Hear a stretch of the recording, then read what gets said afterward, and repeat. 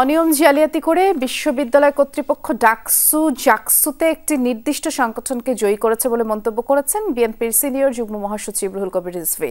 দুপুরে রাজধানীর কাকরাইলে diploma engineers ইনস্টিটিউটে এক অনুষ্ঠানে এমন মন্তব্য করেন তিনি। অভিযোগ করেন সরকারের একটি অংশ জামায়াতের পৃষ্ঠপোষক, আর তাদের যোগসাজশে ঢাকা বিশ্ববিদ্যালয়ের উপাচার্য উদ্দেশ্যমূলকভাবে একচেটিয়া ফলাফল দিয়েছে।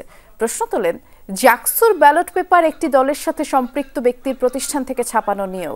আরও বলেন, বিভিন্ন এলাকায় নির্যাতনকারী আওয়ামী লীগের নেতাকর্মীরা জামায়াতে যোগ দিচ্ছে। জাতীয়তাবাদী শক্তিকে দমন করতে গভীর নীল নকশা হচ্ছে বলে শঙ্কা প্রকাশ করেন তিনি। বিএনপির এই নেতা বলেন, দেশে যে শক্তির উত্থান ঘটছে তা গণতন্ত্র ও ধর্মপ্রিয় মানুষের জন্য বিপজ্জনক। 16টা বিশ্ববিদ্যালয়ে জামাতের ভাইস চ্যান্সেলর হয় কি করে, এবং তার ফলাফল আমরা দেখতে পাচ্ছি এই নির্বাচনের।